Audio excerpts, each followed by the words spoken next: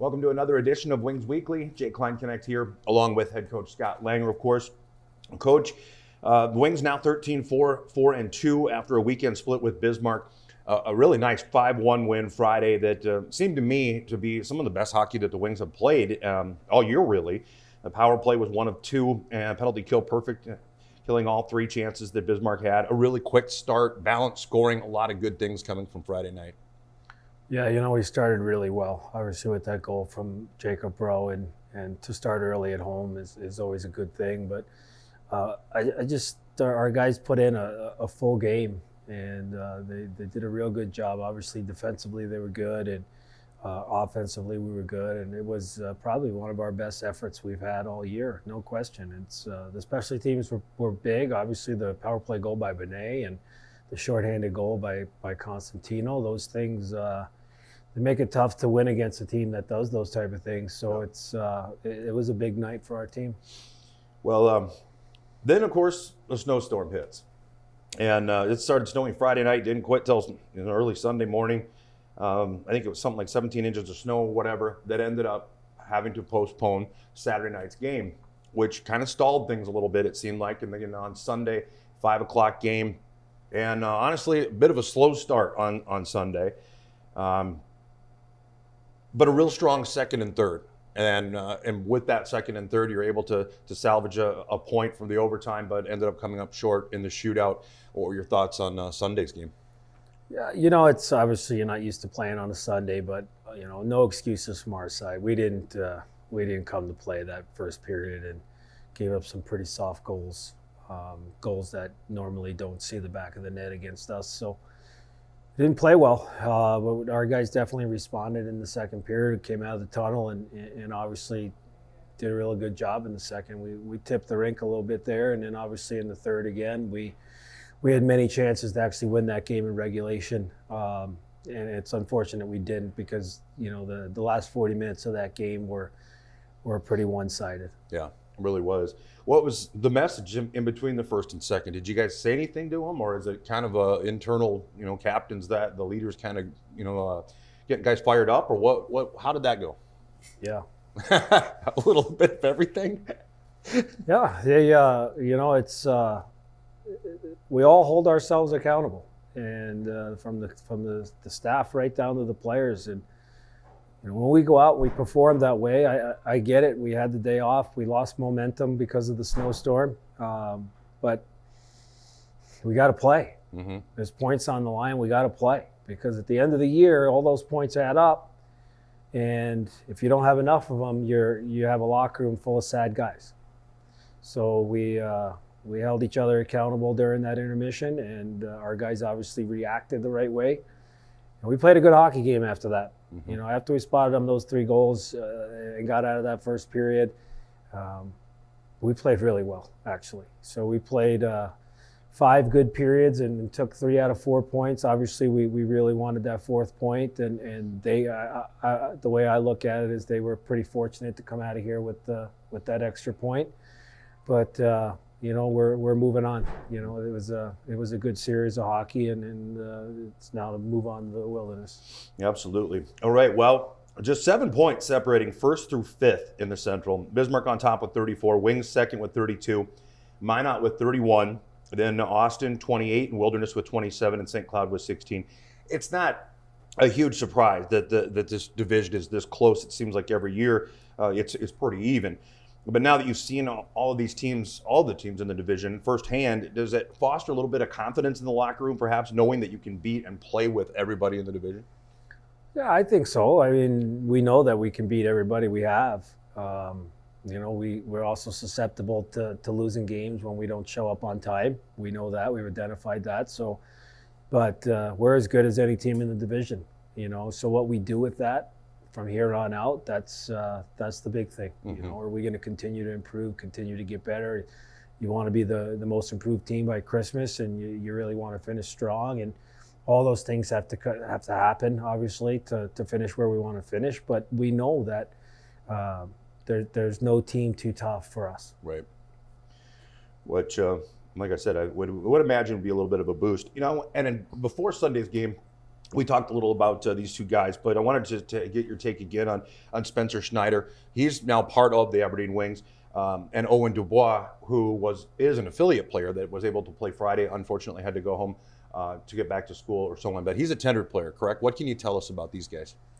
Well, Schneider's a committed player who's committed to Bowling Green. He's going to be playing at Bowling Green here next year, or possibly the year after, depending on when they bring him in. But he's a complimentary player. He shoots the puck well. He makes plays, and he makes our team deeper. And my big thing when I was looking at Spencer Schneider is that I thought we needed to get deeper throughout our lineup, so when we're on the road, we don't get mismatched. So he's helped that for sure. Obviously, his responsibility grows a little bit with Nathan Vertes headed off to the World Juniors for Hungary. So that's a spot in the lineup that we're going to have some guys step up and fill. Mm-hmm. Owen Dubois he's a highly touted centerman out of Milwaukee Junior Animals. A lot of teams were on him. We were very fortunate to win the recruiting battle on Owen, and he picked Aberdeen over quite a few options. So he's a future D1 player in my mind. He's 6'4", 6'5". He absolutely skates like the wind. He's smart as can be out there. He didn't get a ton of shifts during the game he played, but every one he did, he made something happen. Mm-hmm. Mm-hmm. All right. Well, great to see these guys, and welcome to the Aberdeen Wings. Coach, Wilderness coming up. They're 13-10-1. Another homestand here at the Odie. We've seen the Wilderness quite a few times again, I guess, at the beginning of the season. Have you seen any changes with them in film and so on? What do you got to do to beat the Wilderness? Well, they've gotten deeper. They've added Garrett Worth, who's a profound goal scorer. He's been a goal scorer all through high school and with his time in the USHL. So he's scored about a goal a game for them, which is going to bolster their lineup. But if there's one team that really skates well in this division, when you look at them, you say, that team can skate. It's the Wilderness. They have guys that can really skate and get up and down the rink, and if you allow them to have that space and time, they're going to be successful. So, we have to really make sure defensively, when we don't have the puck, that we're doing the right things. And obviously their goaltending's been pretty decent over there. So we have to continue to score goals, and obviously we have to dig into the depth of our lineup to do that. But they're a good skating hockey club. Yeah, it's a very talented team over there for sure. All right, well, that's what's coming up. We'll get you the details on the doors and puck drop and all that kind of stuff coming up in just a bit. Coach, I won't keep you any longer. Thanks so much for coming on the show. And as I always say, best of luck this weekend, this time against the Wilderness. Thanks, Jay. All right, folks, we'll be back coming up after these words from our sponsor with the player once again after this.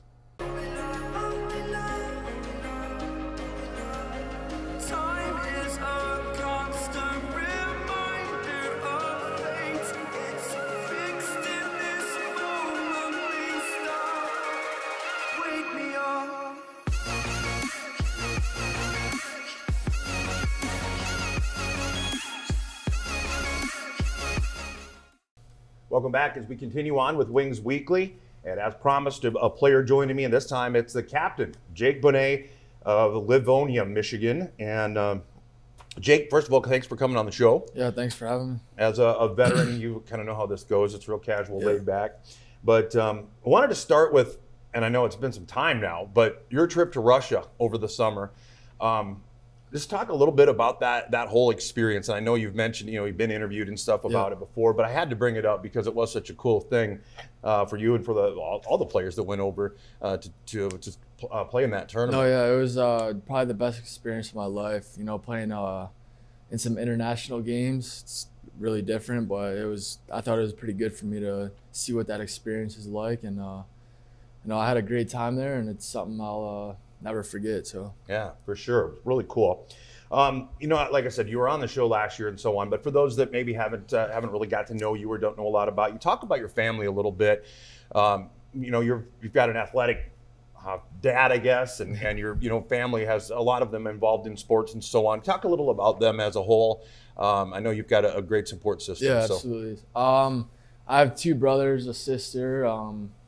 My brother's still in high school. My older brother, he's working right now. And then my sister, she's a dental hygienist. And then my mom's a teacher, and my dad does construction. So Excellent. Yep. All right, and I know you got grandparents that Yeah, often come to games Absolutely. and are big supporters for sure too.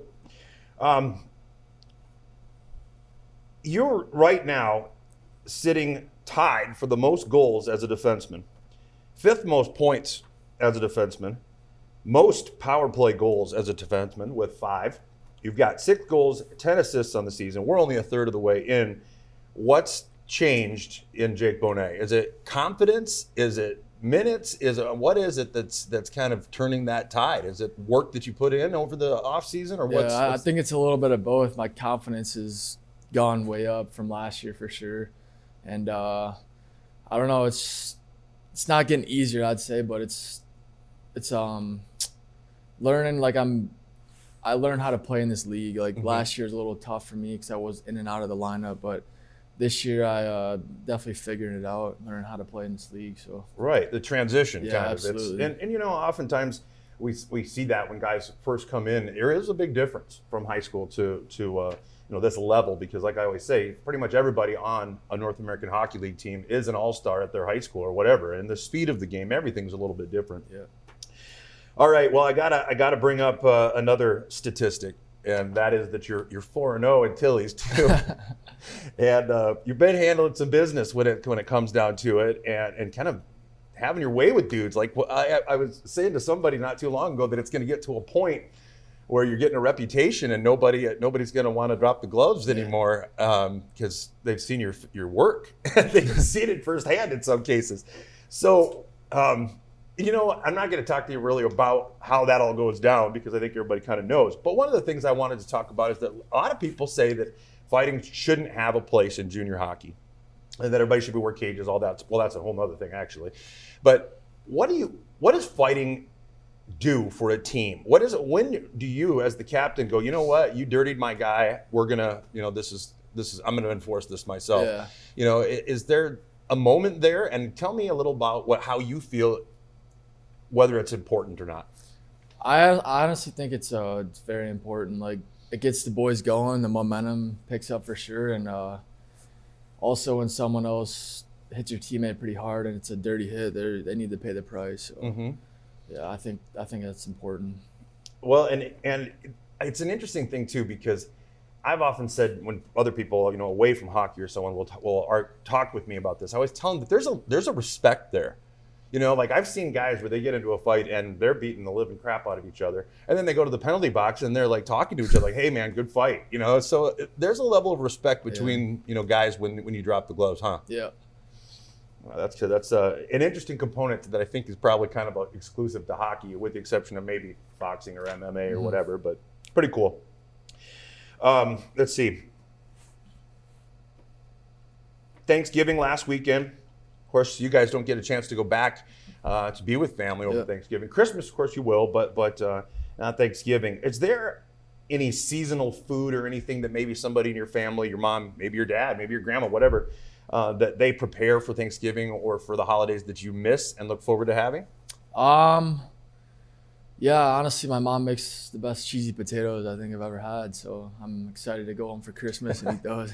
Cheesy potatoes. Mom, you're on notice. Got to get those ready. Okay, another question that was actually sent to me. I thought it was pretty interesting. If you could have a private practice or lesson for a week from anyone in hockey ever, I mean, so it could be Gordie Howe, it could be anybody, who would you choose? A week of basically tutoring, practicing, lessons, just everything from anybody throughout the history of hockey. I would probably say he's in the league right now, Erik Karlsson. He's the right defenseman. I try to play like him, so he can teach me a few things. It'd be nice. There you go. All right.